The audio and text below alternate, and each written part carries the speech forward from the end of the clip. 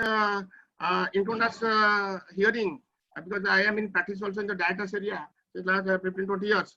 So there are some technical glitches.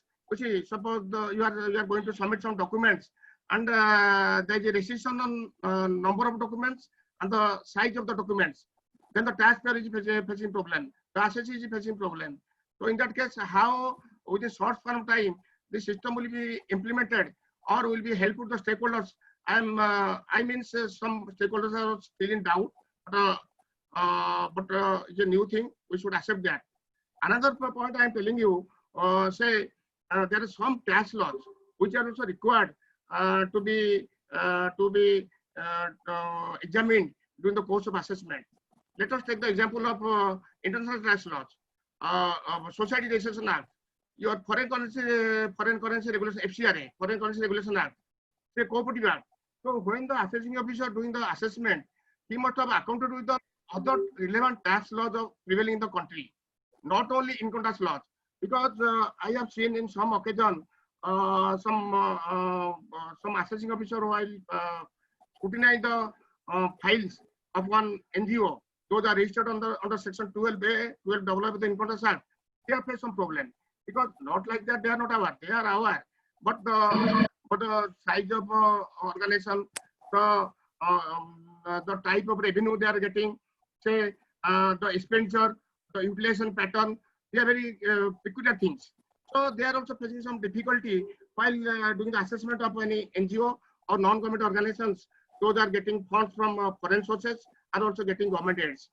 Similarly, if you come to the educational institution, there are some peculiar things, whether that is trust or that is company, and what the trust are saying, at the parallel income tax are saying, how far this act will be compatible with this thing.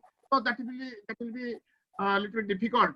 But the very small things, because our tax nowadays you can find a lot of taxpayers, those are honest, becoming honest. Similarly, we are facing very least harassment from the assessing officers. They are now very smart, and they are also giving justice in some files. I have seen since last 3 to 4 years, when this e-assessment started, the assessing taxpayers are getting more relief, and very less files are going to appeal. That's why the people are little bit burden free. Earlier, people are thinking this tax administration is known for the harassment, but at the same time, I can say there are some taxpayers, they are dishonest. They want to pay the revenue. They don't want to pay the revenue. They are diverting the money. They are misutilizing the government fund or banking fund for their personal use, showing the expense in the accounts as expenses. So we cannot blame department because as of now, if you see the tax base of the tax assessees very less. With a 130 crores population, the taxpayers base is very less. That means who are responsible? We cannot give the responsibility to the only tax administration or tax department. And we have to also create awareness among the businessmen, among the companies, among the taxpayers. You see, I'll give you one example. In cooperative segments, there's a deduction under section 80P of the Income Tax Act.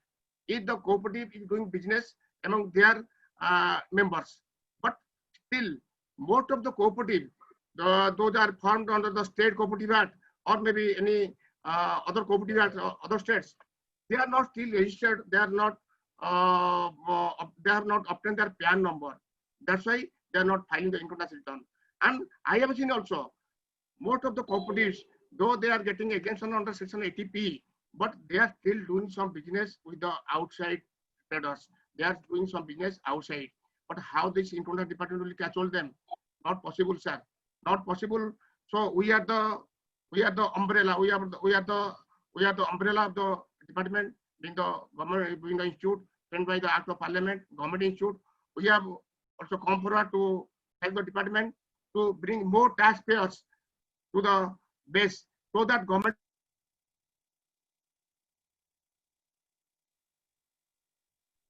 If the government will get the more revenue, then I think there will be no harassment among the stakeholders. And I'm coming to another area where the people are facing a lot of problems. But I think that can be overcome by this new selection, and definitely government is going to create more user-friendly IT base, so that the people will not face any problem in the future. And one more thing I am telling you, the tax evasion. And I am giving one example. In case of search and seizure, earlier what was happening, the tax authority, the tax officers are very less in number. And if you compare to 130 crores population in the country, if you compare the ratio of the taxpayers, it is very negligent. So how they will go to the file? How they will go to the assessees? So they are doing some assessment on the basis of some complaint, or maybe some selection criteria, maybe for the construction company, what is the property percent, whether the profit declining, whether there is a continuous loss in the business. There are some criteria. So on the basis of that, they are doing the selection of the file. So after that, they are calling the assessee. Assessee is not coming. They are coming at the end of the day. Suppose 31st December is the last date for some after that the file will be started. So they are coming on 28th September or December. They are coming on 29th December, and they are taking the plea. We are not getting any sufficient time. We have not given sufficient opportunity for being heard. That's why there's a erroneous assessment order is done by the assessing officer. This may be true in both the hands, in the hands of the taxpayer, in the hands of the assessing officer. So here that problem will be ruled out, because we don't know who is the assessing officer sitting behind the curtain. We don't know the assessing officer will not know who is the assessee, from which place locates. Only he knows what the business he is doing and what are the documents he has to submit for the assessment. And another good thing, suppose assessing officer is not smart, or assessing officer not aware about the technical things in the file, then he will refer the file to the technical officer. There is another person who is will look after the technical things of the file. Then after technical things, the assessing officer will give the verdict. His assessing of assessment order, but that is not the final. At the final, then that will go to the one verifying officer, who will give the final verdict, whether the assessment is done on a genuine basis, or there is a smell of harassment in the assessment order. He will examine, then he will give the order. So I don't want to take more time, because in the process I have taken a little bit more time. So let us listen from the horse's mouth. Our Directors Committee Chairman is here, and Sitaraman sir is here. Sir, now I am handing over my speech to CMH Padmanabhan.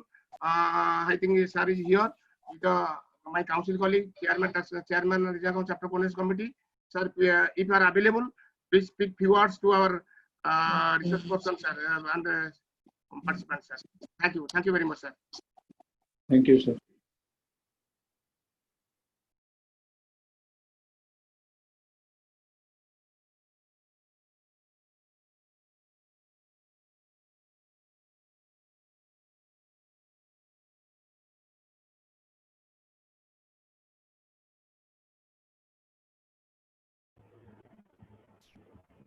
What's next? If Padmanabhan sir is not there, then we can over to Sitaraman sir.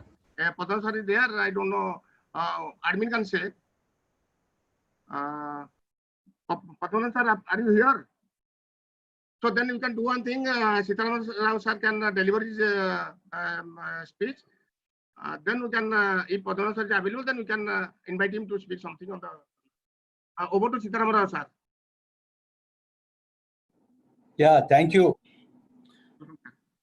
Thank you, everyone. Namaskar. Good evening to all the members of Institute of Cost Accountants India, starting with Bhubaneswar chapter. This is part of awareness program, interaction with various stakeholders, sensitizing them on the new scheme of assessment, that is faceless assessment, launched by our Honorable Prime Minister of India on 13th August. And as Mr. Niranjan Mishra, CMA, said, this program was to be on 25th August, due to shortage of members, we had to postpone it to today. And since the intention of the government, intention of the department is to reach maximum number of people as much as possible, and at the convenience of all your members, I readily accepted that we can do it on a Sunday, that too in a convenient time in the evening. So I really thank you all for the giving department for this opportunity to interact with you all. I, on behalf of Principal Chief Commissioner of Income Tax Odisha, profusely thank the institute and also for all of you participating in large number. So far, the participants I see in my screen are about 60. We have 60 participants, and I think some participants audio is not muted. I request the administrator to take care of it. Learned friends, many of the speakers who spoke before me have elaborately discussed the various aspects of faceless assessment scheme. In fact, Niranjan Mishra ji, आपने मेरा काम तो बहुत आसान कर दिया है. In fact, % आपने तो already cover कर दिया है. So, फिर भी, dear friends, there are lot many things which need to be highlighted in minute way from the departmental perspective, and to share the entire scheme of things. So to begin with, I will start with a PowerPoint presentation. First, just give me a minute, my dear friends.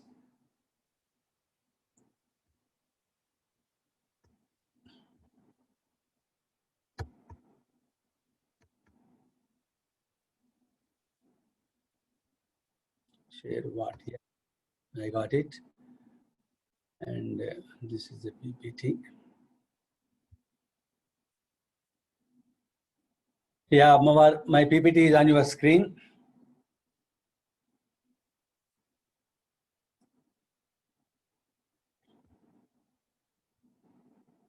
Yeah.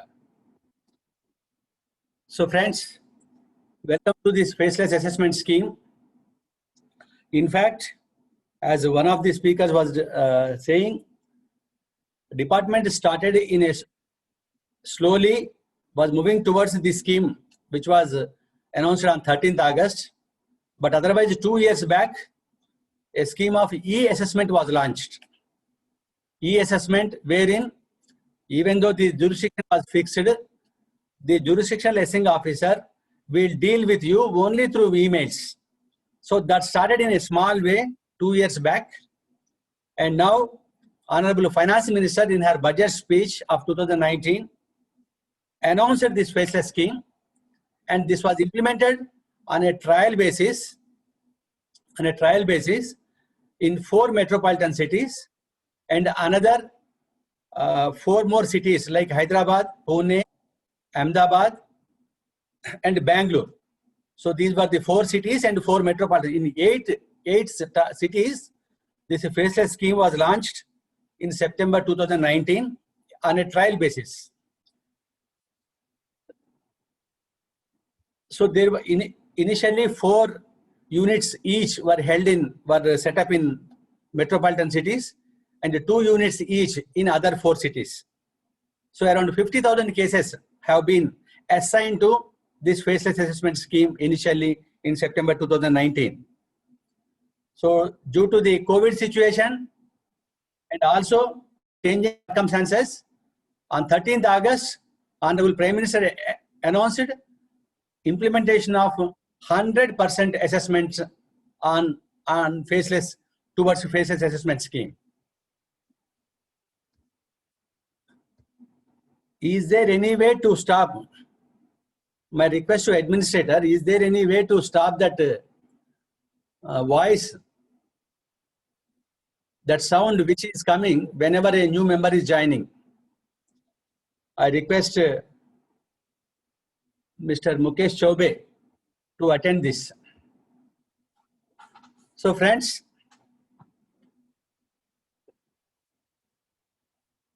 for all your information, the entire departmental hierarchy in terms of hardware, software, manpower, everything is already in place. It is only the diversion of existing manpower from the assessment scheme to faceless assessment. There is no new manpower. There is no necessity to have any additional infrastructure. We already have a platform called Income Tax Business Application, that is ITBA. This platform is very dynamic. All the related platforms have been merged with this, so the entire interaction runs through ITBA seamlessly. So just for all your information to say that the entire hierarchy is already in place. So now let us go into how does this faceless assessment scheme come into place. The intention is, as announced by Honorable Prime Minister on 13th August, this is basically number one, taxpayers charter giving legal basis to taxpayers' rights and duties. You are all aware we have several charters before. Now the first time the entire taxpayers charter has been given as a legal basis. We will discuss that in the last part of the slide. What are the taxpayer charter? What is expected of the department to the taxpayer, and what is expected of the taxpayer towards the department in both ways. Next, as you are aware, e-communication of information with the department, e-confirmation by taxpayer, e-verification, e-response, faceless assessment are the main pillars of the platform of transparent taxation and focus of the income tax department in future. All cases other than those in central. When we say central, you must be aware that all the search and seizure assessments take place in central charges. So considering the sensitivity of the search cases and voluminous data, so these central charges will continue to be in the old manner, and also international taxation. So every other thing will be transferred to faceless assessment scheme. The second features of the scheme: selection of cases for scrutiny only through computer system using data analysis, analytics and artificial intelligence. Abolition of territorial jurisdiction. This is the most important thing. There will be no ownership of any region, any area. No SSC will ever be assessed to tax on the basis of a territorial jurisdiction. And the entire system is automated random allocation of cases on the basis of certain parameters. If X number of cases are selected, they will be distributed to Y number of officers in a random automation manner without any human intervention. Central issuance of all the notices, the entire scheme, we will come to know in detail in subsequent slides. The entire issuance of notices, letters, correspondence with the taxpayers will only be in a centralized manner through a DIN, this document in the identification number. You all must be knowing, for the past 6 months, no letter from the department goes without DIN number, and that continues in the faceless scheme. And most importantly, there will be no physical interface with officers, no need to visit any of our assessees or my dear professionals to visit any income tax office, and the assessment will be team based, and the review will be team based review.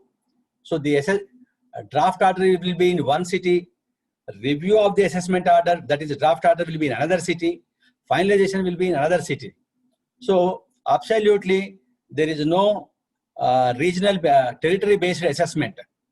And some of the points as highlighted by Mr. Niranjan Mishra, that also will be dealt in detail, like the issue team based review, that will take care of many technical aspects.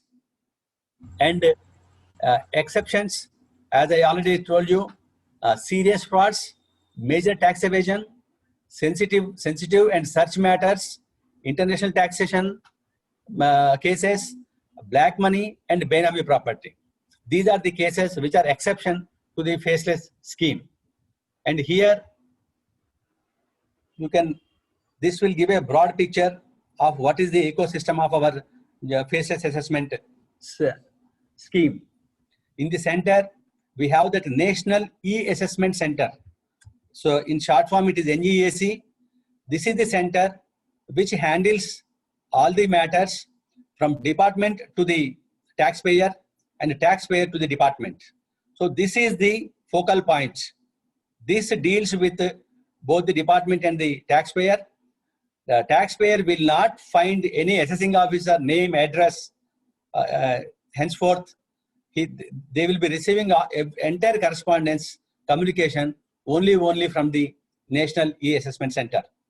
And you can see there will be no human interface. Excuse me. Hello. Hello. Sorry.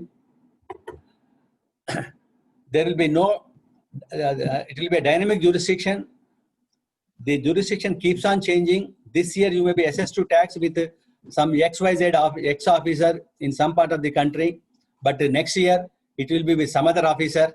So the jurisdiction keeps on changing it. There is no fixed jurisdiction. There will be, there is no fixed territorial jurisdiction. And it will be a team-based working. Earlier, we had only one single officer taking all the decisions, and whether it is right or wrong, which will be communicated to the taxpayer only in the form of a assessment order. But henceforth, it's not like that. It's a team-based working. You will come to know in the next slides how this team-based work is going to function. Then it will be functional specialization. Functional specialization, again, when it comes to various specific matters, wherever some serious technical inputs are required by an assessing officer, so that will go to a separate team. So on the right hand side, you can see how this hierarchy runs. This National E-Assessment Center is at Delhi, and they will have assessment units, verification units, technical units, and review units. At present, there will be 95 assessment units across the country.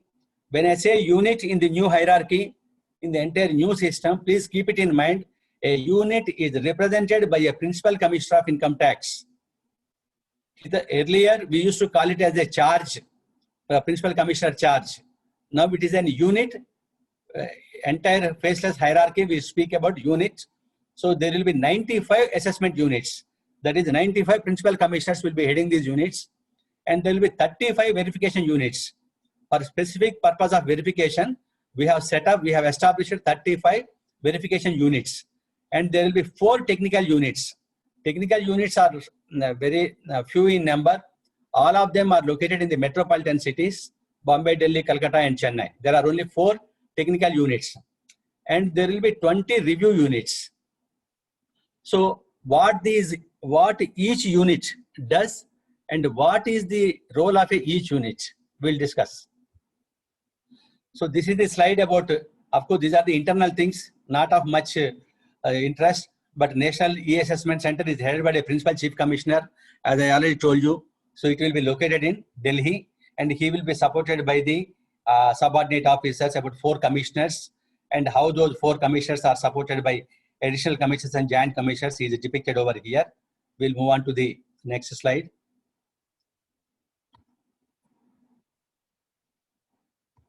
Yes, this is after National E-Assessment Center. As we already discussed, all these units are called regional E-Assessment Centers.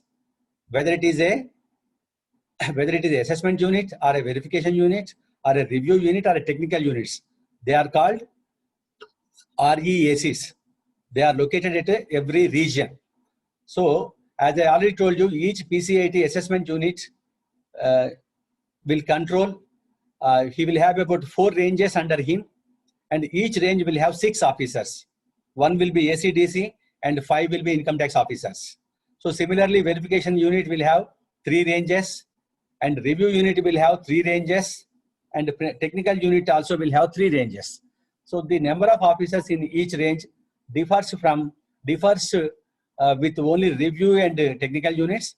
Otherwise, in both assessment unit and verification unit, the number of officers is the same.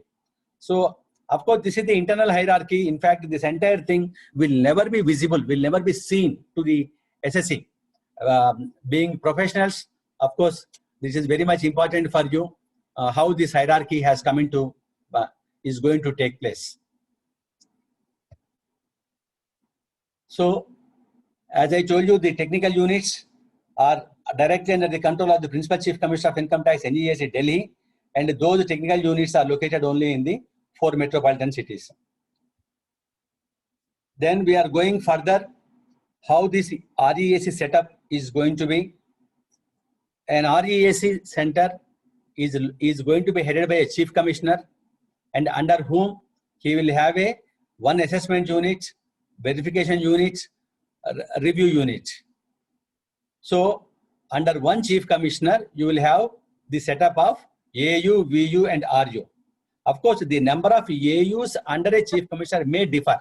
Sometimes there could be 2 Principal Commissioners, but this is only this entire is only for the present convenience, because without disturbing much manpower, without dislocating and displacing the manpower in the middle of the year, the hierarchy has been created in such a manner.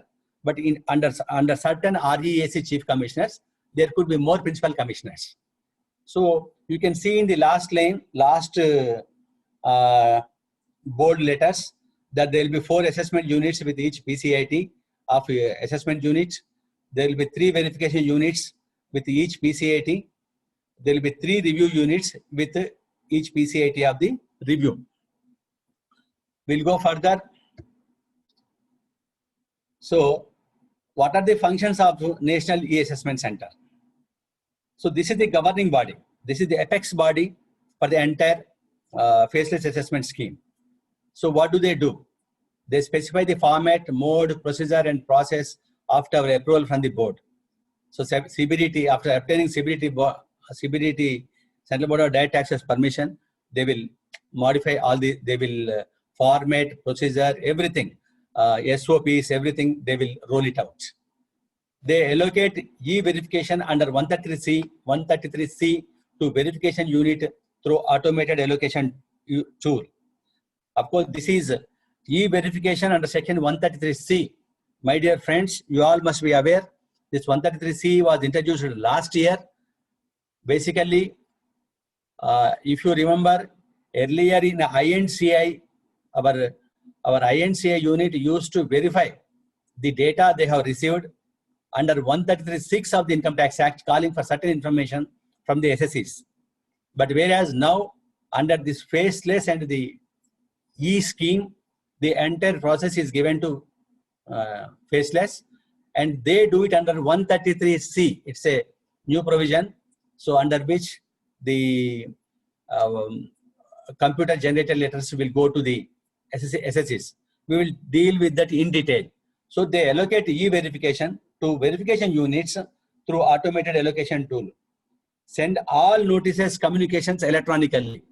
So every notice that will be received by the taxpayer will only be from and through NESE.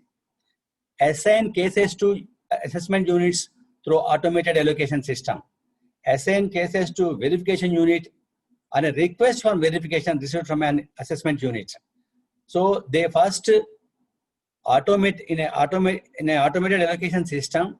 They allocate cases to the assessment units, and assessment unit, whenever they require a particular thing to be verified, they will request the NESE. So NESE in turn will assign those cases to verification units for verification. So of course, in the later slides, we are going to discuss this in detail. Next, they will also, NESE will provide technical inputs through technical units, including what are those issues that are dealt by the technical units are, including issues such as legal, technical, data analytics, forensic, accounting forensic, information technology, valuation, and audit. See, my dear friends, the scope is very huge. That's why it is called specialized system. So whenever an assessing officer wants a certain technical inputs under these various parameters, that will be referred to the technical unit. So that technical unit will detail all these subjects, will deal with all these subjects. Next, the functions of NEAC, continuing with the same. They will inform assessment unit if SSC fails to comply with a notice. When an assessment order is assigned to an assessment unit, so the assessing officer will issue a questionnaire on the basis of the parameters. You are all aware, the parameters are like any other CAS parameters, computer aided selection of scrutiny.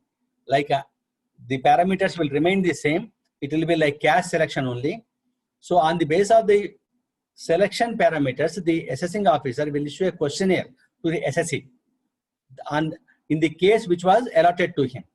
So if there is no compliance, it is the NEAC. Since we have dealt in detail, that entire correspondence from the departmental officer to the SSC is only through NEAC. So that will be, if there is no response, AU, they will inform the assessing unit. Select a draft order for review and allocate for review and allocate to review unit through automated allocation system. Dear friends, please keep it in mind. In every place, in every step, there is a automated allocation system. There is absolutely no human intervention. Which matter, which file, which function will go to which officer is only through automated allocation system. So this draft assessment order, you will know subsequently when an assessing officer prepares, after concludes the assessment proceedings, he will prepare a draft assessment order and uploads it to the NEAC. And the NEAC, if it wants to review it, it will allocate it to the review unit through automated allocations in the system. That is one of its functions. Where RU suggests, RU means review unit, suggest a modification, allocate that particular case to an assessment unit other than the original assessment unit through again automated allocation system. So suppose a file goes to RU, that is review unit, so that if that RU unit differs with the opinion of the assessing unit, then that will go to another assessment unit. Of course, we have detailed discussion over that. Next, the NEAC is the one who finalizes the assessment orders. And finally, the entire electronic data that transfers all electronic records to jurisdictional AO for post-assessment work.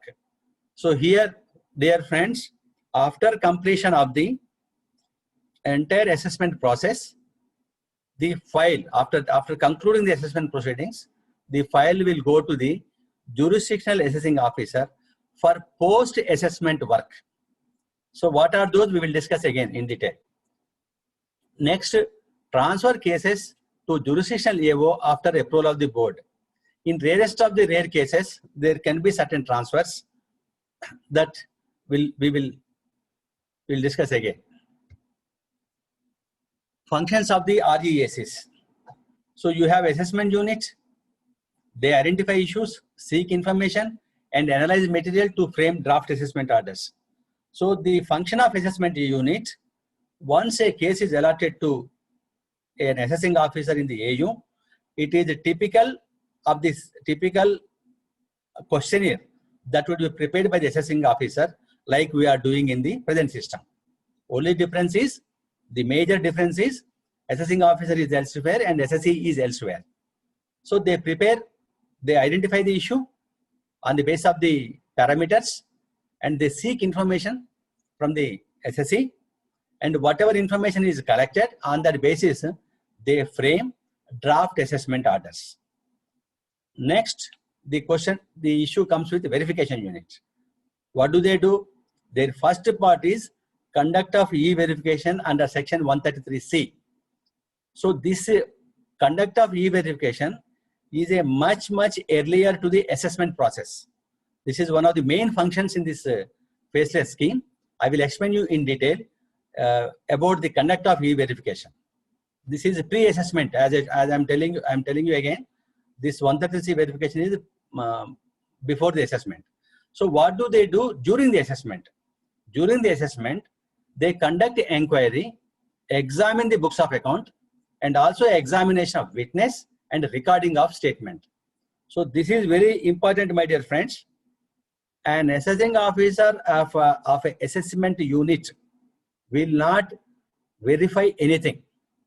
He will only issue a questionnaire on the basis of the parameters and get the answers and compile the answers. But while compiling an assessment order, if he requires a particular issue to be verified, whether it can be examination of books of account, whether it can be examination of a witness, like any cash credit or a trade credit, anything, if he wants to examine, or if he wants to record a statement of a particular witness, all these things, he has to request the NGAC. NGAC in turn will allot that particular case to verification unit. Okay, I hope I'm very clear. Verification unit part. Then in certain cases, the third bullet you can see, verification unit will conduct physical inquiry only in the instances covered by the Principal Chief Commissioner, by Principal Chief Commissioner NGAC's order under section 12(6) of the scheme. Of course, this is going to come under certain exceptional circumstances.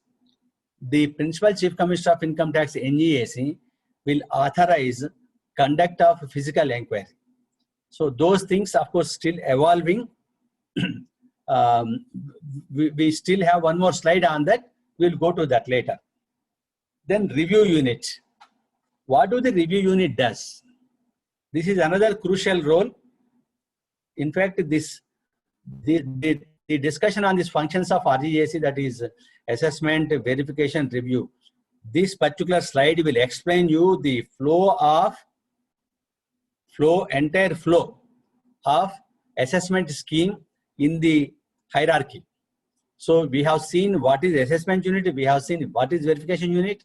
Now we are going to deal with review unit. What the review unit does? Review unit reviews the draft assessment order.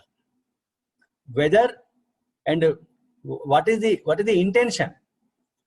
A review unit, whether material evidence is brought on record, whether points of facts and law incorporated in the assessment order, whether application of judicial decisions considered, whether arithmetical accuracy is ensured.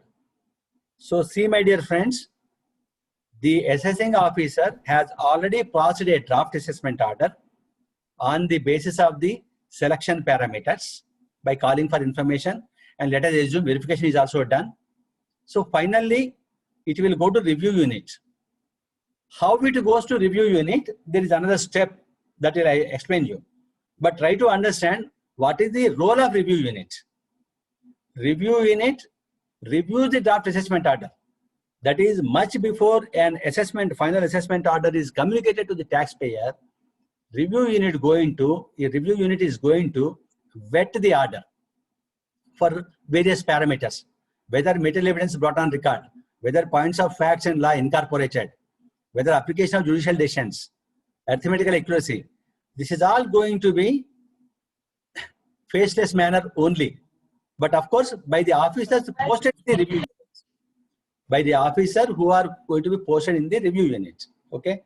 And the friends, you can see in the last sentence, all actions of AU, VU, RU, TU officers are approved by the respective range heads.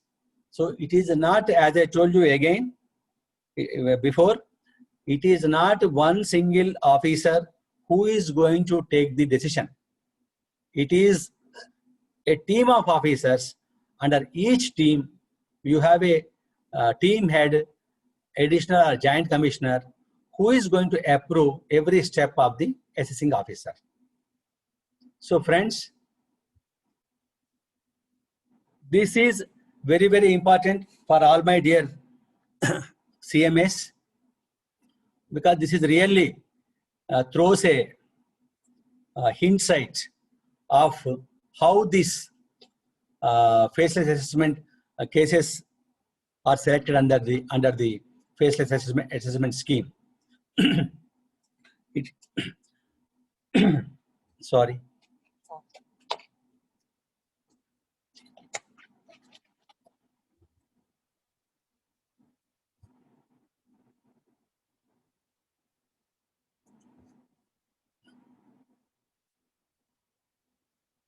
Yeah. Friends, since we are moving towards the transparent taxation and honoring the honest as declared by Honorable Prime Minister. So this process, if you must have gone through this slide. So this is very important, which explains you how the cases are selected to faceless assessment scheme. All information available with the department, including SFT, AIS, that is SSC Information System, AIS, TEPs.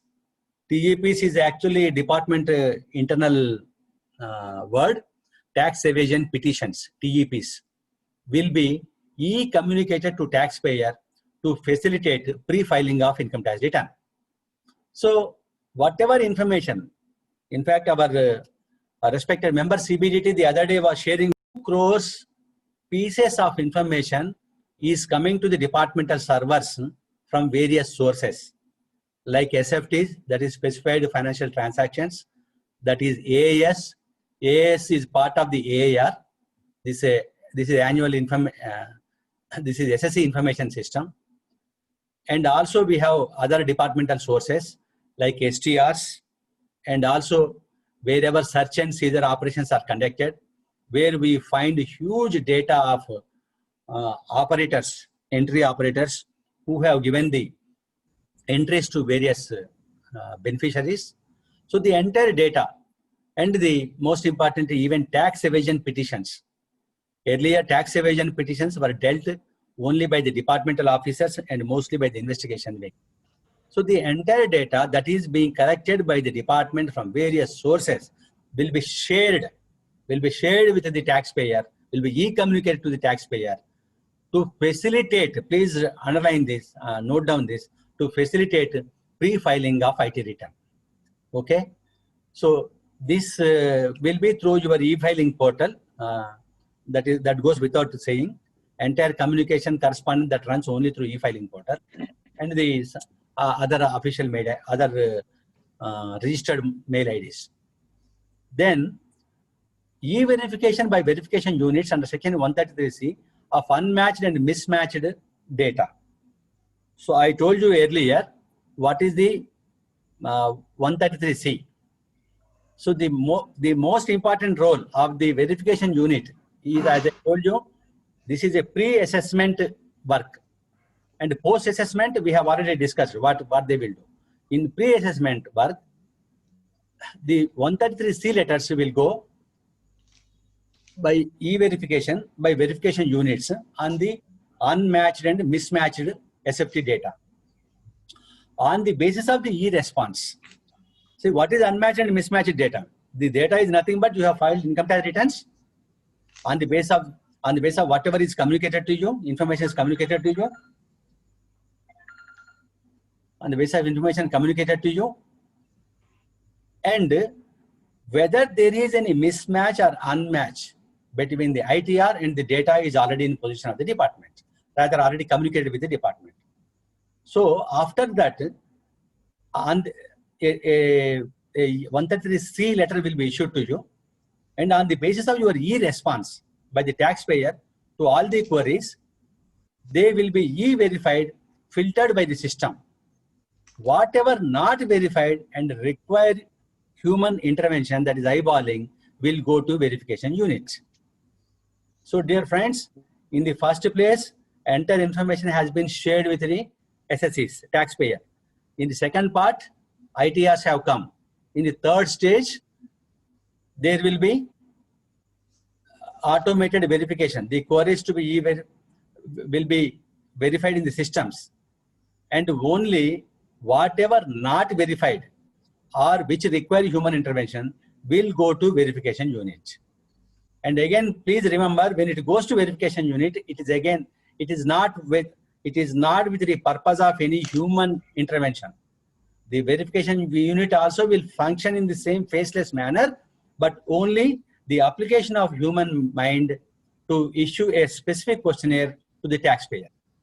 So VU will do e-verification by asking response to specific questions. This is what I'm explaining. Then physical verification of existence of taxpayers by verification unit only where there is no response despite all efforts. So there could be a tendency not to respond. In such cases, it will be the duty of the verification unit to physically verify the existence of the taxpayer. Only the existence of the taxpayer, not to ask any questions. Where no response despite all efforts. What are the despite all efforts? You have various email IDs in the position of the department. So mails will be sent to every mail ID, and wherever there is absolutely no response, it will be physically verified by the verification unit. Finally, this is the crucial point, my dear friends. Faceless assessment will be only in those remaining unverified cases with multiple flags remaining unverified. So it is you have so much of information, and if such certain part of that information could not be verified or could not be matched or remains mismatched. So all those multiple flag cases will go to faceless assessment. Ultimately, whatever e-verification, whatever any communication that goes to the taxpayer, that will not, finally it has to logically conclude in the form and assessment order. So for that purpose, it will go to the assessment unit. Friends, cases covered by faceless, all the existing, the slide is very simple. You can simply say whatever the existing cases, all merge with faceless assessment. Board has already given clear instructions to the entire field formation that whatever order that is passed after 13th August is null and void. So all the existing assessment orders will merge with the faceless assessment. And the last D point is, the point number D is, where we have already issued 148, there is no response from the taxpayer, and assessing officer has issued a 142(1) notice. So those cases also will go to the faceless assessment scheme. Procedure for faceless. Dear friends, this is whatever I have been explaining to you. This is again in detail. I will run through. It is like how assessment unit does again in detail. Once the case is assigned to AU, AU will make a request to NGAC for obtaining further information, documents or evidence from the SSC. So this is a questionnaire, as I already explained to you. Then AU will get the inquiry conducted through verification unit. This also be detailed in discuss.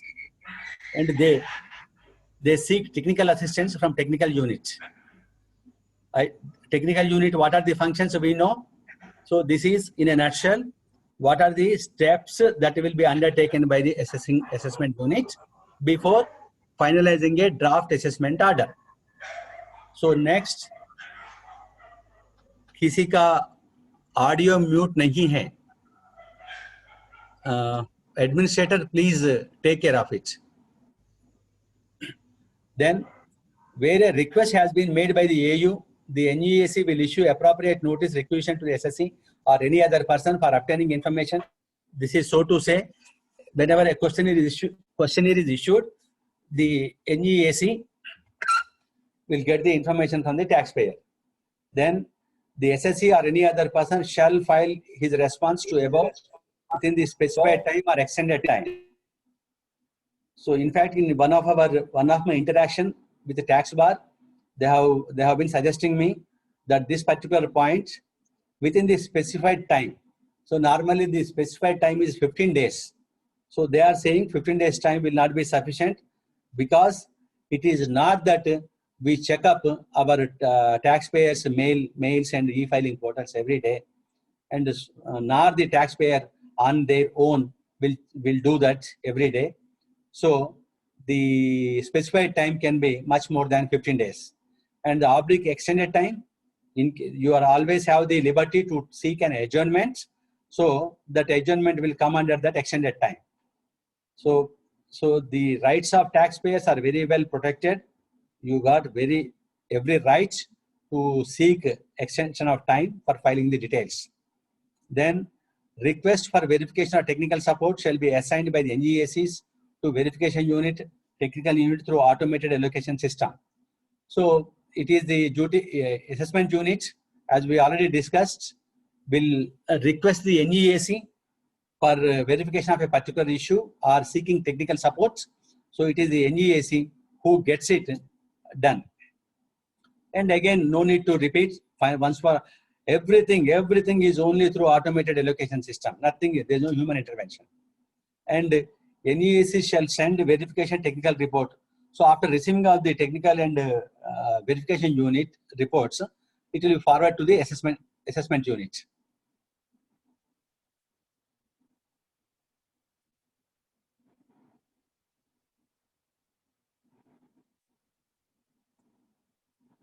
Yeah. So further, how does this assessment unit does? In all cases, the AU, after taking into account relevant material available on the record, shall prepare a draft assessment order, either accepting the returned income or modifying the income. So as we are coming to the specifics of how assessment proceedings are going to be concluded in this faceless scheme. After considering all the relevant material can be the feedback, the explanations given by the taxpayer, and the inputs given by the verification units, inputs given by the technical units.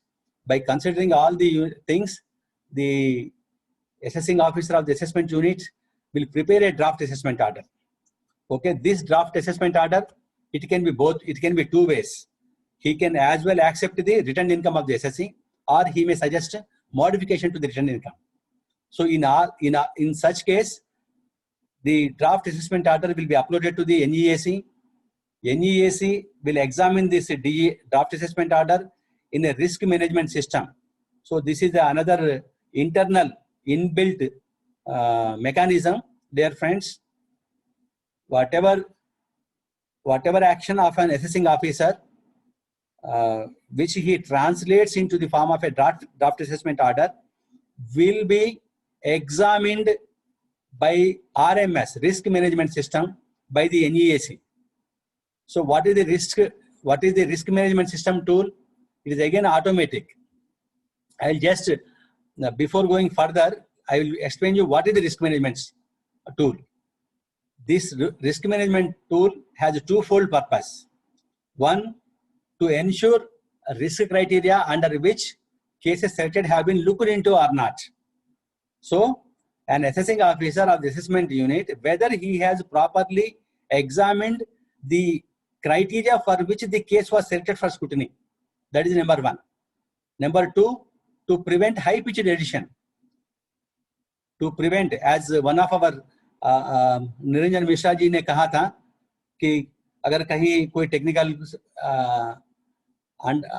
Misunderstanding की वजह से अगर कोई high pitch assessment order pass करता है under the, so to avoid high pitched addition, to prevent that, RMS examines it and whether required additions made or not. Okay, so number one, whether the assessing officer of the assessment unit has examined all the issues for which the case was selected for scrutiny, number one. Number two, whether he did any high pitched assessment. Next, whether the required addition, okay, if not high pitched, whether the required, that was the under assessment, whether, so for all these three parameters, they will do it. And you see the last one, in all cases, so under the above three criteria, wherever the RMS flags, so all those cases flagged by the RMS will be sent to the review units. Okay, so dear friends, now you understand what is the RMS, inbuilt RMS system. I'll go to the previous slide. So the RMS may or may not select the case for review. If RMS feels that everything is fine, the assessing officer does his job well, there's no issue. It may not select the case for review. But wherever for the parameters which we have discussed, it will flag it to the review unit. Then what is the next step? The next step is by National E-Assessment Center. They will, in case no review is suggested and no modification of income or sum payable is done, then AO will finalize the assessment order. And it will, AO will finalize the assessment order and it will be signed and served by the REAC. So friends, as already told you, every assessment order need not result in addition.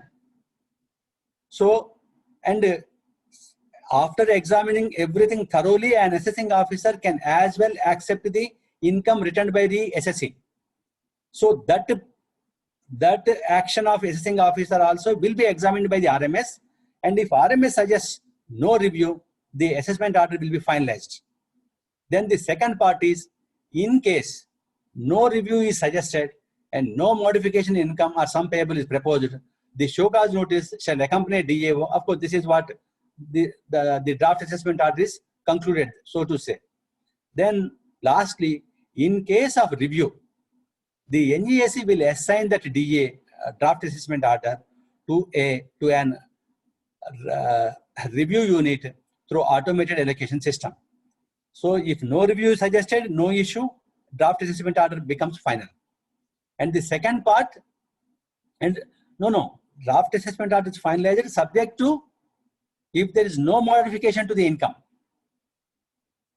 Assessing officer has passed a draft assessment order without any modification, and the review unit accepts, RMS accepts it as final, then that will be communicated to the taxpayer. And the second is, assessing officer suggested some changes to the income, and that is incorporated, and that draft assessment order is not suggested by review for review by the RMS. So since there is a modification to the income, that draft assessment order will be communicated to the SSE in the form of a show cause notice.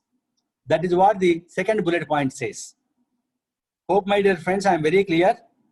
The first part can be accepting of the returned income. There is no issue. You have no issue. There is nothing adverse to the SSE.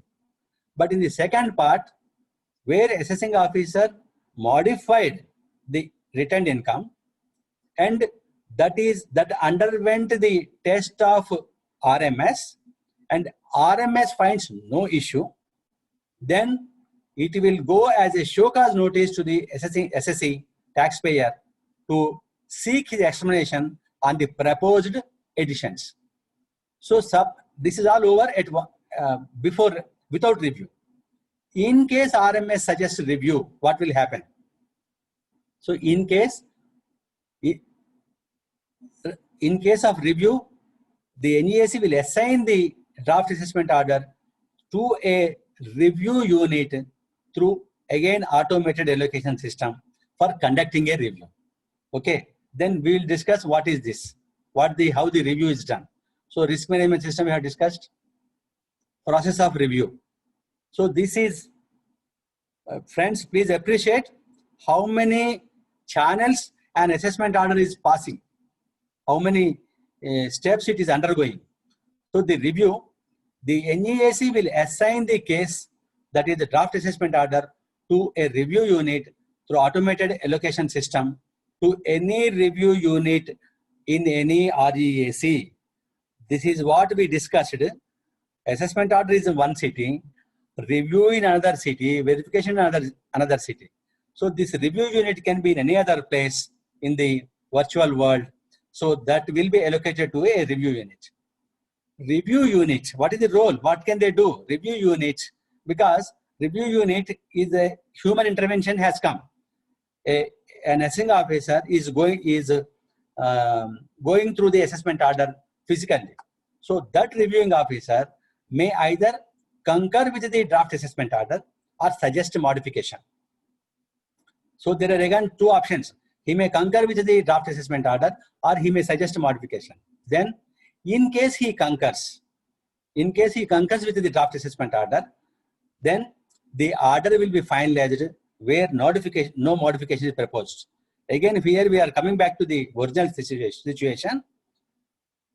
RMS flagged a particular draft assessment order to review unit. Review unit found that there is no abnormality and there is no modification to the returned income. That is, it is not adverse to the SSE. Then that will be finalized. In case, and that assessment order will reach the finality.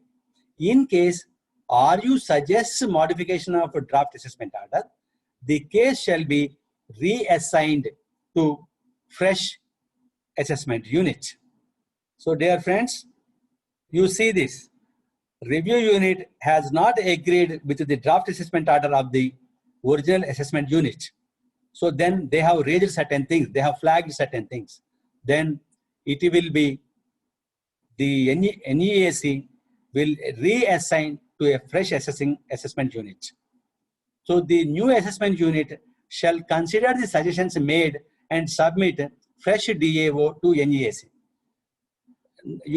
Now you can understand it has gone to a fresh assessment unit. So when it has gone to a fresh assessment unit, it is not a total fresh look into the assessment order. It is not a assessment de novo. It is focused.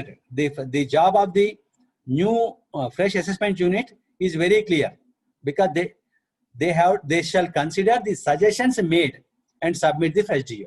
What are the suggestions made? Suggestions made by the RU on the basis of the RMS. So the fresh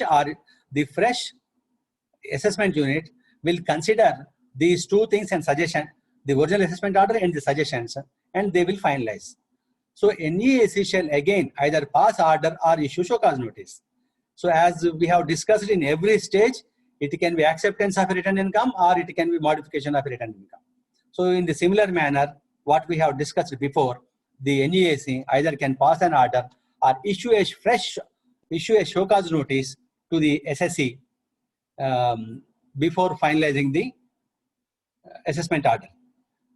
If you carefully go through this hierarchy, dear friends, the show cause notice issued to the SSE is only one. That show cause notice is nothing but a draft assessment order. Whatever information that was called by the original assessment unit or even by the subsequent assessment unit is only in the form of a questionnaire. It is a routine questionnaire that a taxpayer faces during the course of our regular assessment proceedings.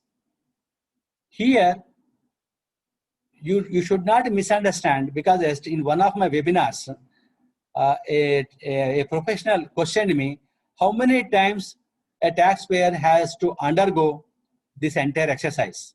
It is not so. The show cause notice will be only one, which will be issued to the taxpayer after undergoing all this process within the systems. This is not known to anyone. This will be only communicated to taxpayer in the form of a final show cause notice. Then, dear friends, if there is no response to show cause notice within the allowed time or extended time, the assessment will be finalized. And then if there is a response to show cause notice, that shall be forwarded to the new assessment unit. Of course, when we say new assessment unit, it is not another new. It is the new assessment unit for which it was allotted after the review. So this, whatever reply is received in response to the show cause notice from the taxpayer, that show cause notice will be forwarded to the assessment unit who prepared the DAO, to prepare the DAO and send it to the NEAC. So in case of no modification by the review unit, NEAC shall pass the order. Of course, this we are discussing. So if there is a modification, a show cause notice will be issued. So after receipt of the explanation of the SSE, the REAC will forward that explanation, the NEAC will forward that explanation to the new assessment unit. When you say new, it is not another new, it is the old new only. So that assessment unit will finalize the order after considering the explanation of the SSC. Then friends, am I audible and visible to all? Yeah, I think. Yes, sir. Yes, sir. Yes, sir. Yes, sir. Yeah, thank you, Niranjan Mishraji. And my net is very clear. Yes, sir. Yes, sir. Yes. Continue, sir. Continue. Yeah, thank you so much. Yeah, because in this virtual world, I am speaking to as if no one in my room. Okay. Okay. Yeah. Thank you. Personal hearing. So, dear friends, in case where a show cause notice along with DAO, a draft assessment order is issued, the SSC or authorized representative may request for personal hearing. So, the choice of personal hearing, the right of personal hearing has not been taken off. Is not the taxpayer is not deprived of. There is an option for personal hearing. So, that personal hearing will be only through video conference specified by the board. So it will be a video conference. Personal hearing doesn't mean that visiting any income tax office or seeing any officer. Of course, the personal hearing and all that will be under formulation. The procedure will be finalized. Quality control. So friends, you have already understood how many channels an assessment order passes through, how many checks it undergoes before reaching the SSC, before becoming a final assessment order and reaching the taxpayer. So, however, there are internal quality controls, internal quality checks at every stage. So here they are. At every stage, you can read this slide. Assessment unit will submit its feedback. Video and technical support. Haji. Verification unit and technical unit will submit its feedback. Review unit. So at every stage, before they send their draft assessment order, before they send their verification unit report or technical report, at every stage, they have to submit feedbacks in the system. So that ensures the quality control. In case of difference between, this is one last thing. We have already discussed about the original assessment unit and the fresh assessment unit in case of a review. In case of any difference of opinion from the original assessment unit draft order and the fresh assessment unit draft order, so what will prevail in case of any difference? The Principal Commissioner of Income Tax assessment unit, he will examine the report and he will take a final decision on the difference of opinion between the two assessment units. So this is also a check for quality control, because there is a human tendency that मैंने मेरा काम कर दिया है, मैं ठीक हूँ. So somebody who is looking at fresh may feel that नहीं ये सब गलत काम हुआ है, गलत हुआ है. But there is a senior officer, मतलब एक assessment order जो अभी का जमाने में सिर्फ एक ऑफिसर, एक इनकम टैक्स ऑफिसर हो या असिस्टेंट या डिप्टी कमिश्नर हो, एक सिंगल ऑफिसर से पास होता था, वो order after going through all these system hierarchy, faceless hierarchy, even if there is a dispute, a senior most officer, that is the principal commissioner, will interfere, examine the report and finalize the order. That is, so to say, take necessary action. Consequences of no response. So this is in this faceless hierarchy, it is very important that a taxpayer gives proper response, and ultimately it will lead to a 144 order. So even 144 order also will have both the option, either accepting the return income or making modification. Even such a 144 order also will undergo the RMS. So please appreciate, even an ex parte order also will undergo RMS. And when we say RMS, you have already known that RMS will examine from high-pitched assessment also, from the point of high-pitched assessment, assessing a particular income. So, even under an ex parte order, in fact, I personally believe an ex parte order shall always be a judicious and best judgment assessment order. An ex parte order shall never result in high-pitched assessment. So, the same thing the RMS will ensure. So, please, this is a very clear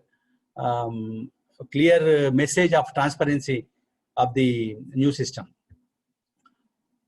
And of course, now, in fact, Niranjan Mishra sir ने ही बहुत सारे बोल दिया था इसके बारे में, more or less the difference between the current and faceless. Not only Niranjan Mishra, I think few other speakers have also dealt the subject, that what is the present issue, how the present department running in the present stage, and what will be the new. So the major beneficiaries, I believe, will be, my dear friends, tax practitioners, professionals. Your valuable time will not be wasted. You will not be waiting for the appointments of any of the officers. You will be working from your own offices. In fact, you have the much more higher responsibility in ensuring various compliances from the taxpayer, on behalf of the taxpayer.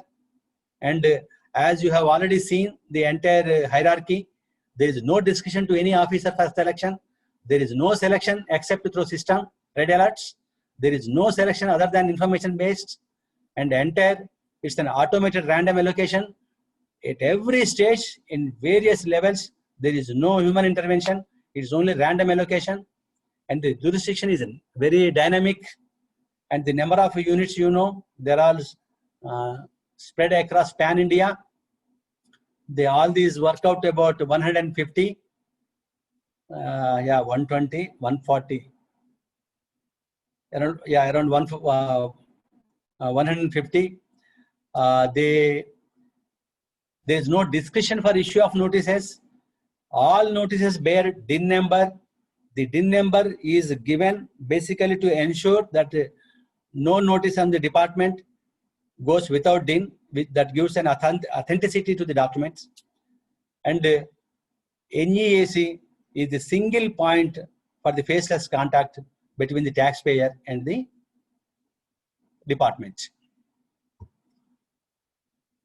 And again, we had the previous experience during scrutiny proceedings. There used to be multiple sittings, multiple physical meetings, long waiting times, and most importantly, there used to be wide discussion with officers, leads to subjective approach and varying interpretations.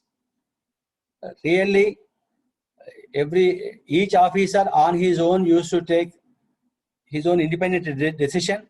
Of course, it was expected as a quasi-judicial authority. He used to, the officers had that discretion. Now that there is no discretion for any individual officer. This entire setup is a team-based assessment running through various teams, various levels.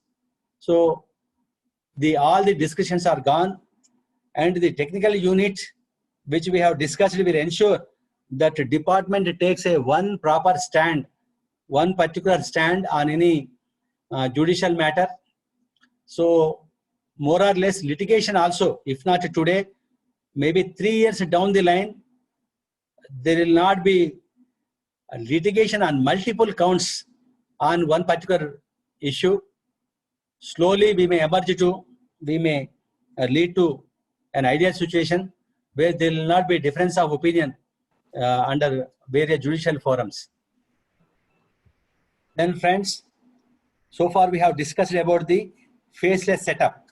Now, what is the other work? Residual hierarchy.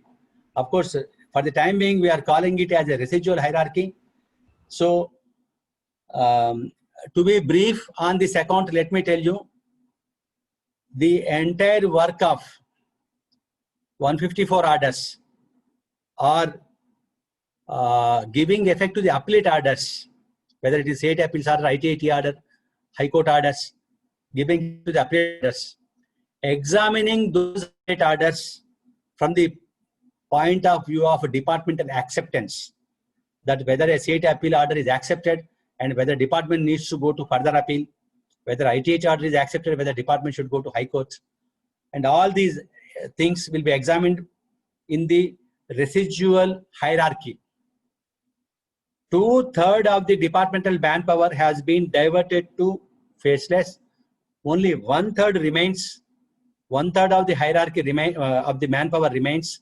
That 1/3 will man the entire 154s, all these residual work, and they will also be the custodians of all the physical records, because we have a legacy of huge past records, assessment records. So that entire records, somebody has to be custodian, because at some point of time you don't know, some High Court order comes and we have to have the old records. So there will be one officer each per range who will be in control of the old records. Of course, all these things, one more important function.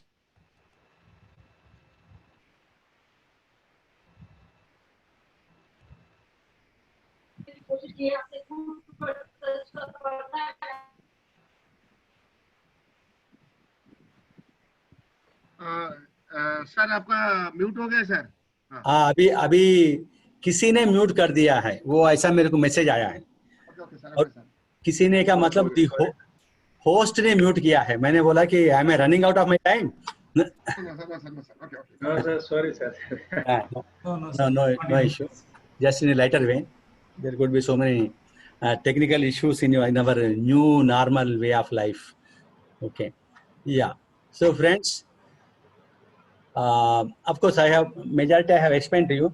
One major issue will be demand management and collection and recovery of taxes. This will be handled by the residuary hierarchy, residuary officers, and also the audit functions, because you all must have experienced it. We have the revenue audit of C&AG. So revenue audit will invariably run through all the assessment orders passed by faceless scheme. So that entire, once the assessment order is passed in the faceless assessment scheme, it will come back to original territorial jurisdictional assessing officer. Of course, that we discussed right in the beginning. It is one of the part of the NEAC functions. NEAC will push all the record to the assessing officers, and more or less it is expected that the entire residual hierarchy will also function faceless only through ITBA portal. We have principal commissioners who will exercise their functions under section 263, 264, because wherever revenue audit raises any particular objection, even in the new environment, the orders have to be reviewed under section 263, and that review power vests with the principal commissioners of the residual jurisdiction. Of course, they will also be have to do the prosecution and compounding of the offences. We have various prosecution sections, and wherever prosecution proceedings are initiated, the compounding proceedings also will be dealt by the residuary officers. And here, what is the location of residual hierarchy? Of course, this I will explain. Yeah. For the information of all my friends from Odisha region, because I understand today's this web int as called by you, has other people from pan India. But since I am dealing with Odisha region, let me explain to you in brief. There used to be 4 principal commissioners in Odisha. 2 are in Bhubaneswar, 1 in Sambalpur, and another in Cuttack. So these 4 principal, out of these 4 principal commissioners, 2 principal commissioners posts have been diverted to REAC, and 2 posts have been kept for residuary hierarchy. So out of, let me tell you, Principal CIT 1 Bhubaneswar remains as residual hierarchy, residuary principal commissioner. Principal CIT 2 jurisdiction merges now with Principal CIT 1, and so also Principal CIT Cuttack. So for the purpose of territorial and geographical location, Cuttack and Principal Commissioner 2 Bhubaneswar merges with Principal Commissioner 1.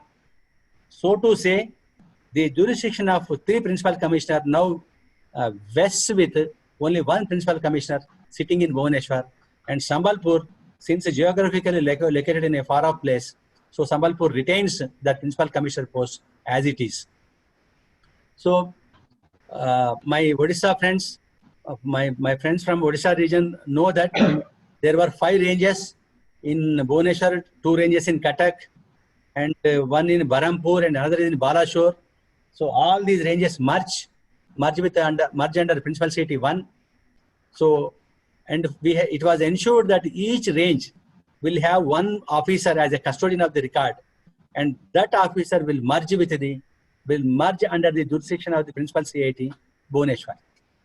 So, and when it comes to the faceless hierarchy, 1 Principal Commissioner assessment unit is placed in Bhubaneswar, and 1 Principal Commissioner verification unit is placed in Cuttack. And these 2 Principal Commissioners, for the purpose of RGAC hierarchy, comes under Chief Commissioner of Income Tax, RGAC, Visakhapatnam. Whereas the Principal Chief Commissioner of Income Tax, Odisha, continues to remain as Principal Chief Commissioner of Odisha region for the entire residuary hierarchy, and also for the purpose of cadre controlling of the Odisha region Income Tax Department. So, dear friends, with this, we have come to the end of the faceless part. So, the second most important of this of our stakeholders webinars is taxpayers' demand, taxpayers' charter. So far you have several charters, but for the first time, this taxpayers' charter is legalized. And what is the commitment of the department? The department shall provide prompt, courteous, and professional assistance in dealing with the taxpayer. The department shall treat every taxpayer as honest unless there is a reason to believe otherwise. Department will provide fair and impartial appeal and review mechanism. Department shall provide accurate information for fulfilling compliance obligations under the law. These, please, friends, you know, shall provide accurate information. So at the pre-filling stage itself, it has already been, it will be shared. Provided timely decisions. The department shall take decision in every income tax proceedings within the time prescribed under the law. The department shall collect only the amount of tax due as per the law. The department, this only amount of tax due as per the law. This RMS will ensure this process.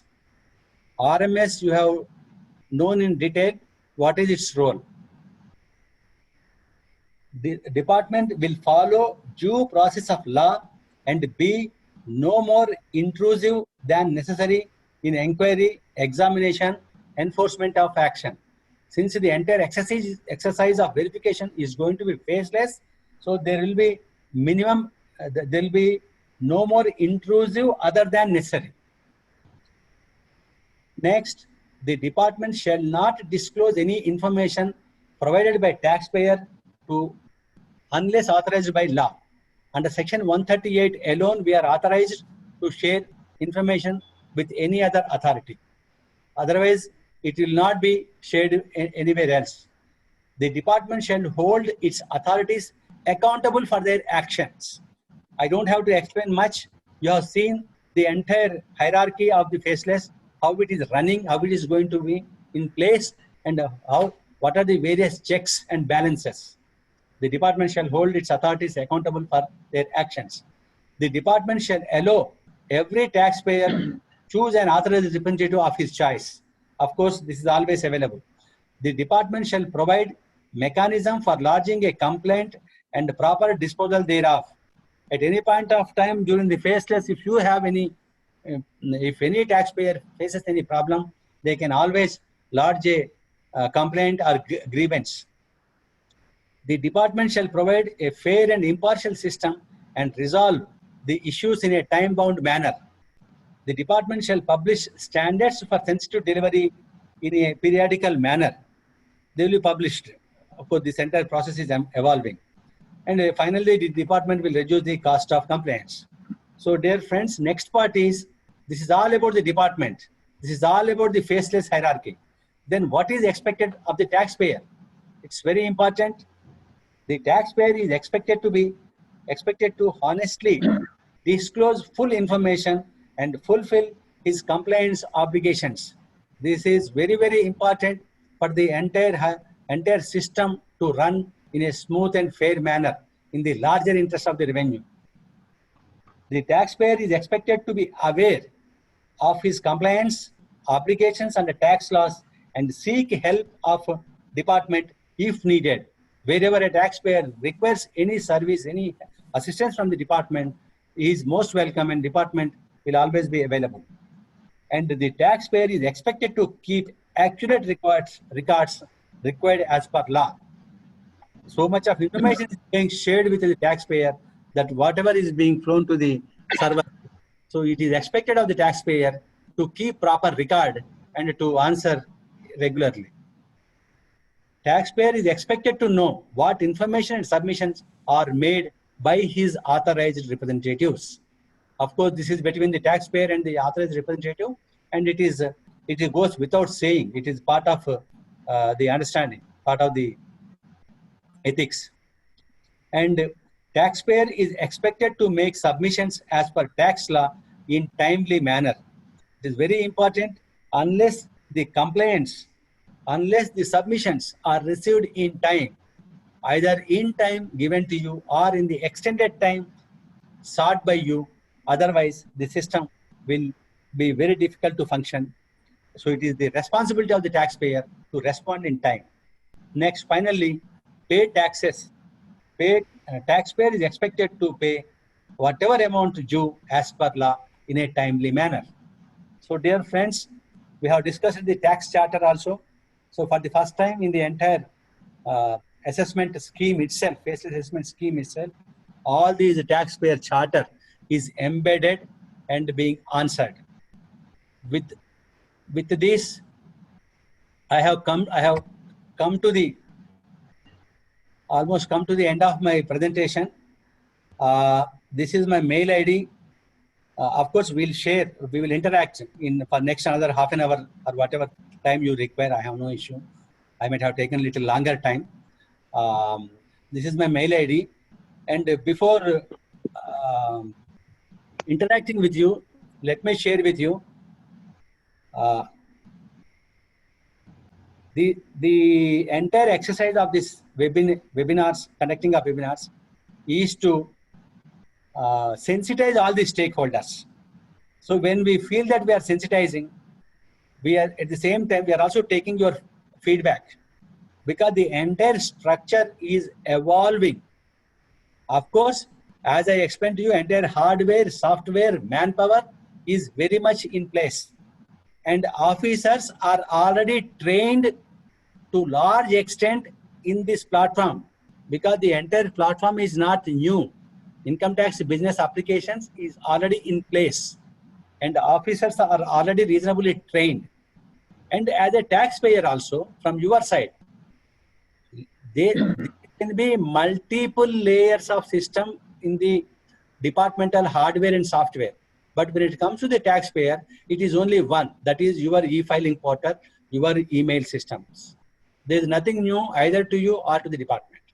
But the software and the entire hierarchy is only the new.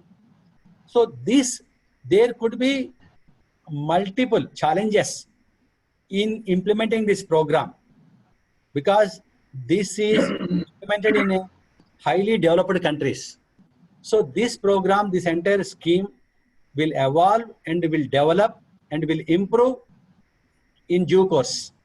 So my dear friends, in your personal capacity and also in the capacity of your association, your institute, these issues can be raised, and let us have an open discussion. Thank you very much. Thank you so much for giving me this opportunity on behalf of Principal Chief Commissioner of Income Tax. I now over to the host. Thank Thank you, sir. Thank you, sir, for nice presentation and detailed deliberation on the process of faceless assessment.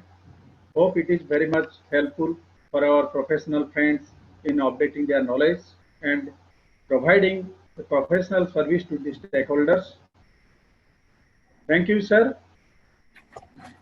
Now it is our privilege that our Honorable Vice President, CMA Vishwarupu Bhasu sir, and CMA Anil Sharma sir, Chairman NIRC of the Institute of Cost Accountants of India, have joined with us in this digital platform.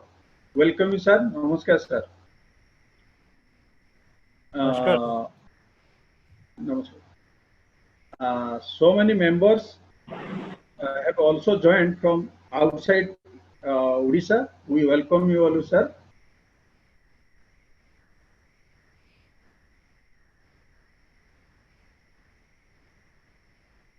Now I would like to request CMA Rakesh Balla sir, Chairman Direct Taxation Committee, to address.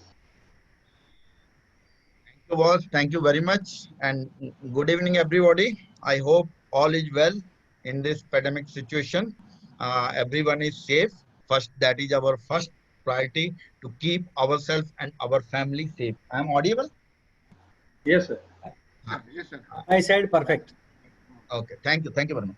So let us first save ourselves from this pandemic situation and keep ourselves safe. That is the first priority. अगर जिंदा रहेंगे तो certainly हम grow भी करेंगे और हमारा country भी grow करेगा, tax भी आएगा और everyone will be better. Our institute will also grow, no doubt about it. So let us think that we should keep ourselves, our family, our friends, and others safe and healthy.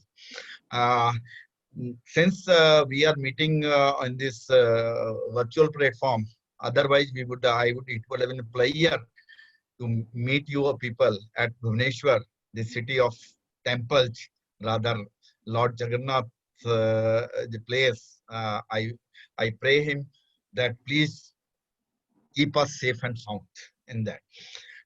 Coming to the subject, actually, I'm very thankful that Mr. Rao had very in detail, but in a very simple manner, has explained this faceless assessment process to us.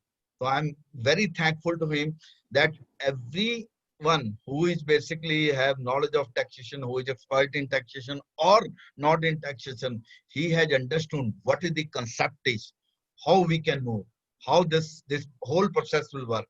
So I'm thankful to Mr. Rao for giving us this big detailed presentation, and at the same time making us aware about this faceless assessment.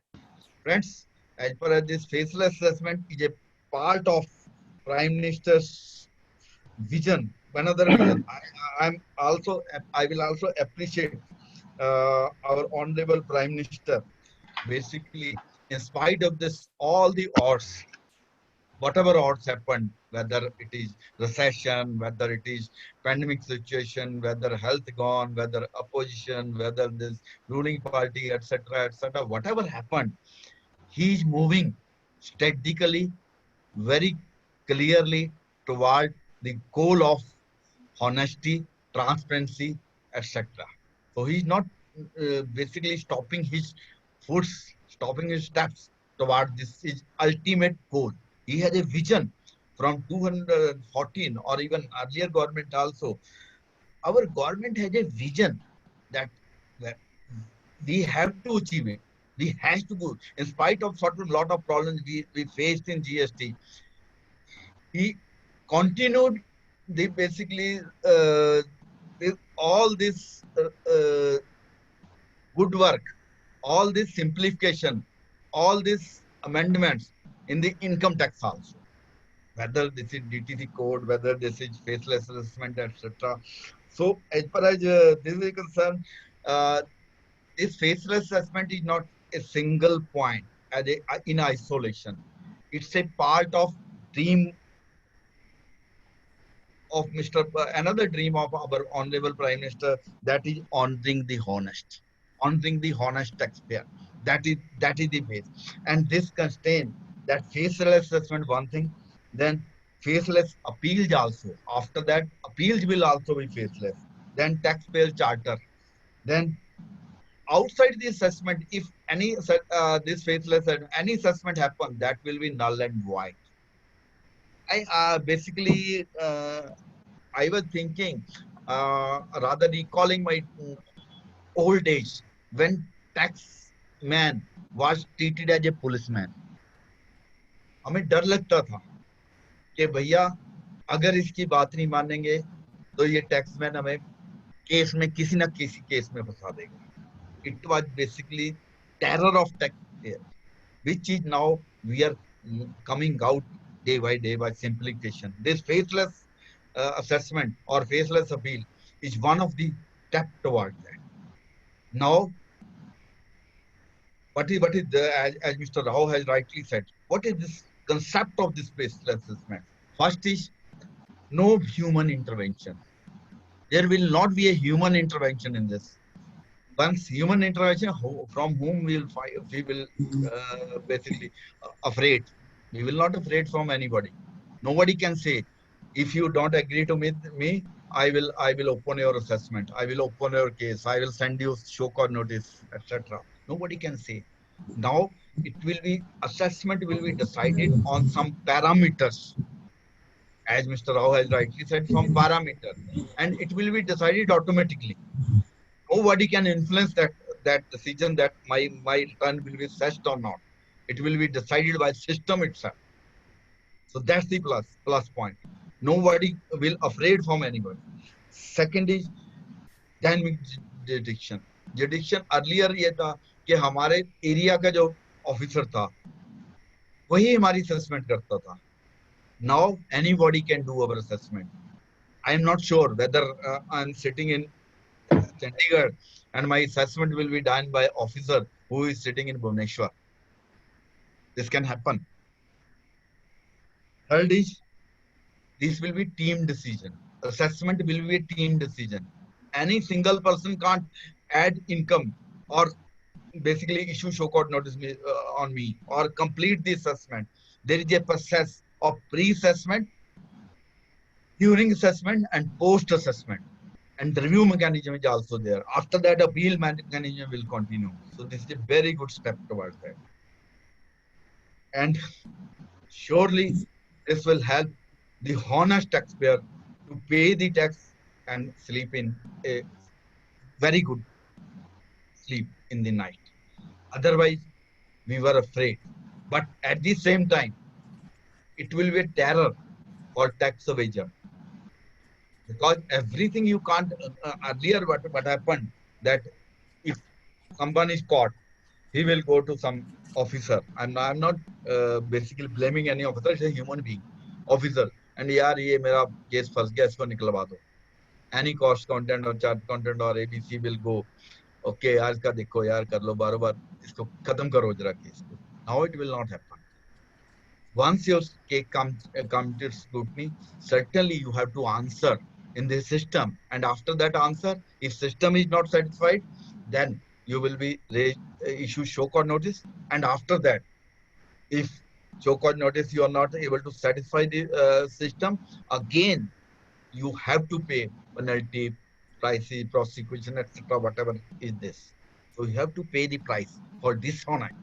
So it's a very good, transparent, honest step toward transparency and honesty of our Honorable Prime Minister. I congratulate not only Honorable Prime Minister, but at the same time, whole the administrative system who has basically agreed to this, judged this, but at the same time, challenges will be there. It is not an easy task. It is not a cakewalk. Let me tell you, surely, because I was involved in GST along with Anil and Ranjan, and we are basically studying the GST since before 2017 only. So at that time also we said that we can implement, we can start the GST, but it will not be a cakewalk. And we are 3 years still we are struggling to get smooth sailing in the GST. But a lot of problems are there. We thought many things which we could not implement till date. That is fact.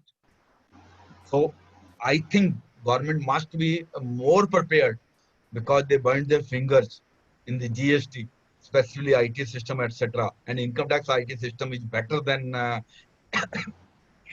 sorry, better than GST system surely. At the same time, number of SC are less as compared to GST SCs are there. So surely this system will be better. But at the same time, we, a professional, let me tell you, Institute of Cost Accountant, has a duty to become the bridge between the assessees and the taxman. And I will also recall there is a change in the behavior of assessees and also behavior of the tax officers also. Earlier behavior of assessee was generally that यार देख लो tax बचा लो किसी तरह से बिना bill के देख लो whether it is possible to get anything without bill so that tax can be saved. But now this is not a system. Assessee, most of these assessee, I'm not saying some of them may be better, but most of these assessee, especially large scale assessee, are not worried about tax because tax rate are gradually coming down. Earlier tax rate was 60%, 70%, even 40%, 30%. So that was there. Now tax rate has come 18%. So we don't bother to pay the tax, but it has to be paid smoothly. In income tax, if you say tax rate is maximum 30%, now gradually it will also come down. Everyone want to pay the tax, but it should be paid smoothly without any hustle. And this system, this faceless assessment system, will help in one step towards that. And I will say behavior of the taxman is also changed. Earlier, taxman was not helping hand. When we were giving, I'm talking about pre-90 when we were young at that time. So we were going to taxman. He was saying, "Pad lo kitab." I mean, we don't know. Now, whenever we go with some query, it is answered, it is addressed, and at the same time, if some amendment is required, this is being done. There is a major change in the behavior of the tax officers also. I'm thankful to basically our tax administration, especially under the leadership of Mr. Narendra Modi, who has reached to this level. But I again coming back to that subject that as a professional, it is our duty to bridge the gap, not help the waiter.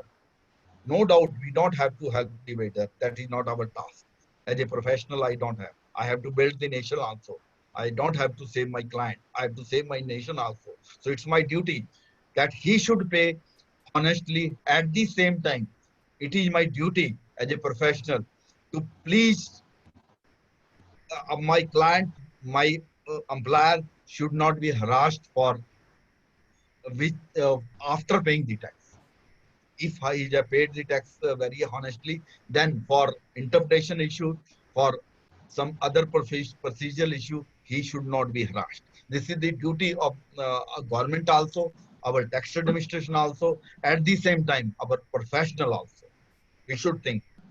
I will suggest my CMA friends to please organize as much as program. Mr. Ranjan has already my tax department because we are heading the tax department, both jointly is heading the tax department.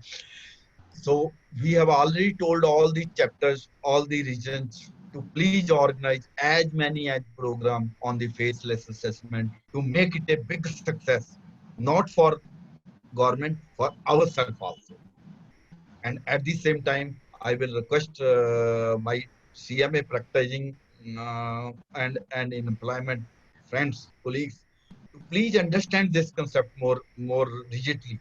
We should make them ourselves expert in this field. And in last, I will like to touch definition of accountant because Mr. Rao is here. He is representing government here.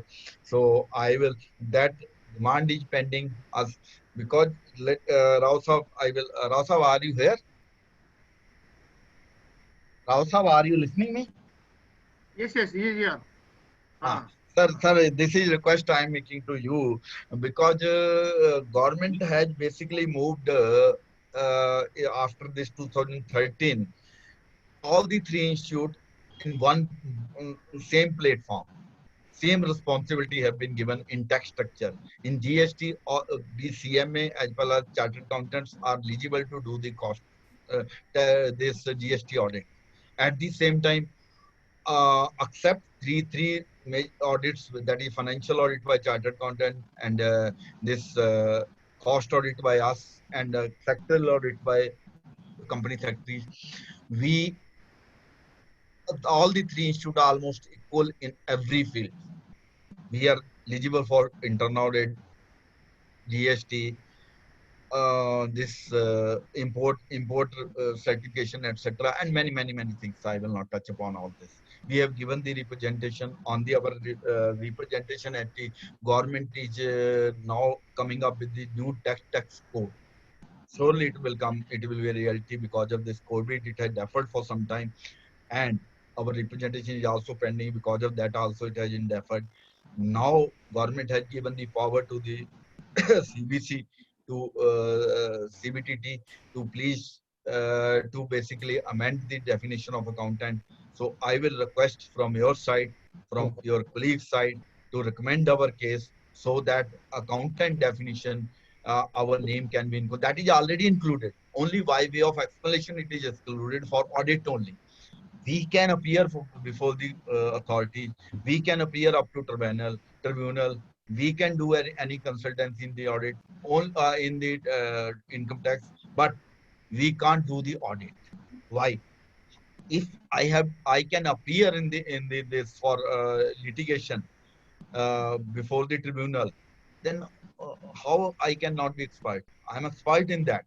But for audit, they are not considering us expert because of some misinterpretation of this explanation. So I will request, please help us. Yes. I, along with my team, Mr. Naranjan Mishra and all the team from Bhubaneswar and other team, will meet you personally, give you presentation. We need your help in this.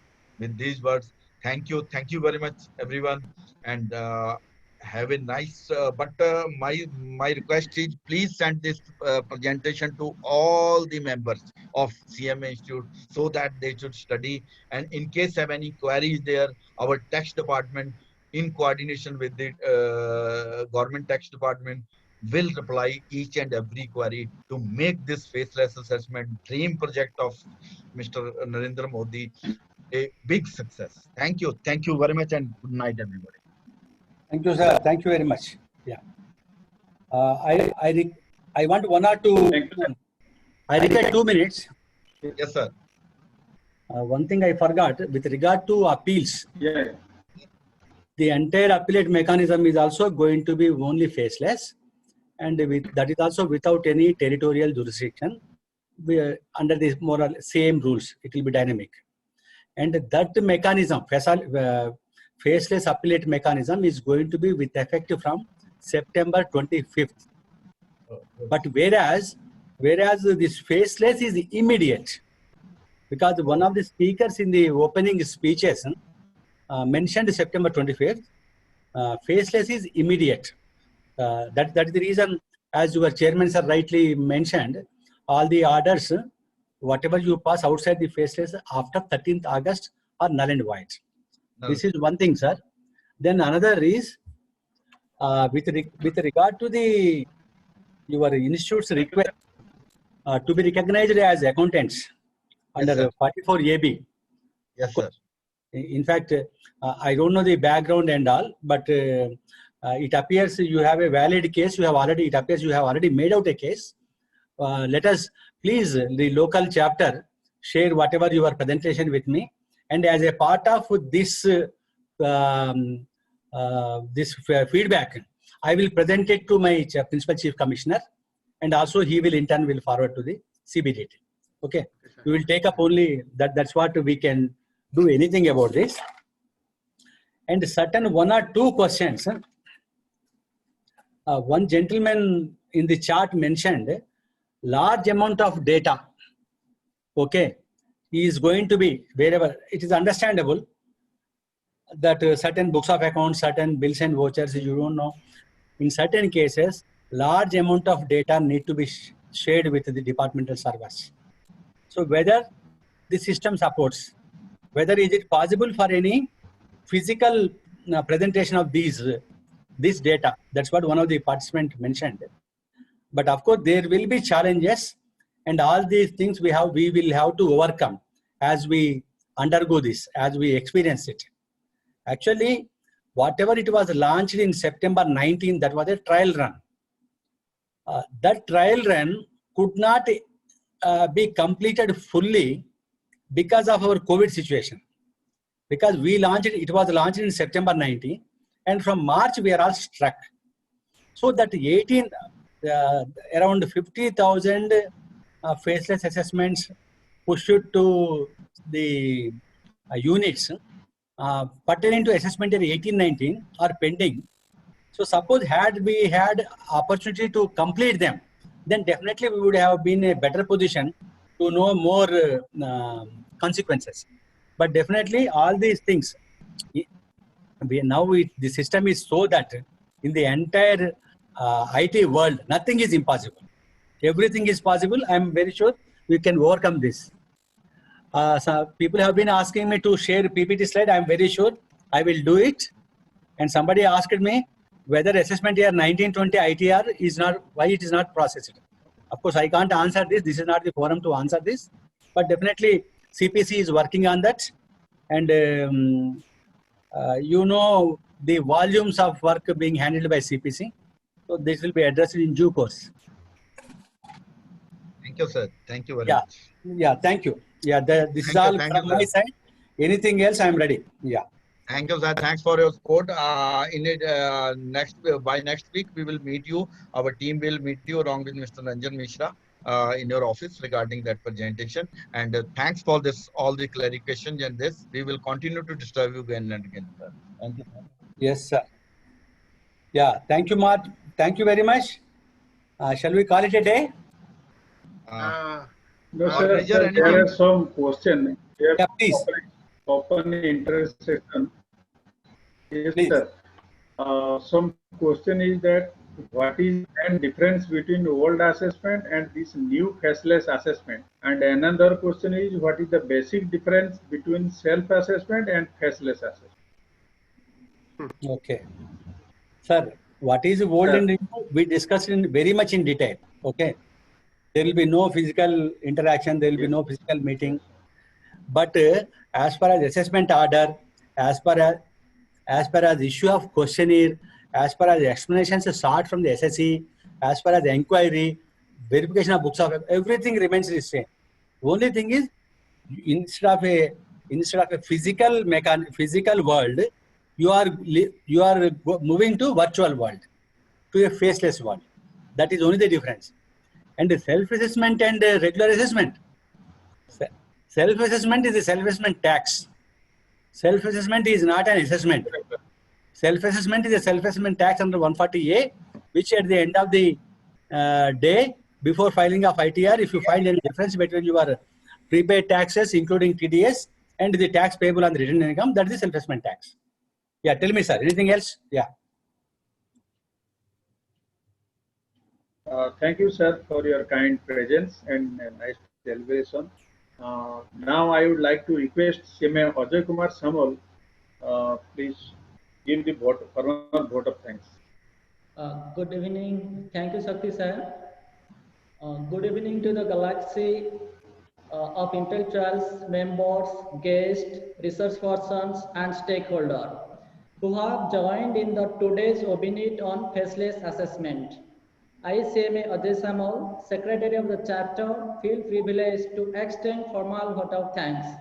On behalf of the organizer, I convey limitless thanks and insightful gratitude to CMA Rakesh Bhalla sir, IRS A. Sitaram Rao sir, and CMA Niranjan Mishra sir for acceptance of our invitation and graced on the occasion. My special thanks to Rao sir for associations of Income Tax Department in digital platform also. Sir, it is pertinent to say that with the CMA professional, are always with the department for successful executions of the initiative of the government. My sincere thanks to chairman of all the chapter at Odisha and the team for their continuous support and association in the OBNIT, and once again make it a grand success. My special thanks to CMA Mukesh Chube sir, Chairman, CMA Shaktidhar Singh sir, Chairman of PT Committee, and all the managing committee members and staffs of the chapter for their support and effort. My special thanks to the academicians from various colleges at Odisha for accepting our invitations and joining the OBNIT. Last but not least, my sincere thanks to all the participants for their active support and participation. We hope some sorts of support and cooperation for all times to come. Thank you all. Jai Jagannath. Namaskar. Namaskar. Namaskar, sir. Namaskar. Namaskar. Thank you very much. Thank you. Namaskar, sir. Welcome. Just ये जितने भी chart है वो मेरे को mail कर दीजिए. हाँ, Okay. sir. हाँ, sir. हाँ, ये sir. Chart Yes, copy yes. करके, of course I have noted down major whatever major points, Yes, but sir. फिर भी एक बार शांत से घर में बैठ के let me go through that, Okay, okay, sir. Okay, sir. We'll do it, sir. Because I have to give my feedback. Okay, sir. We'll Yeah. do it, sir. We'll या do it, sir. Thank you very much. Jai Jagannath. Jai Jagannath. Jai Jagannath. Thank you. Thank you, sir.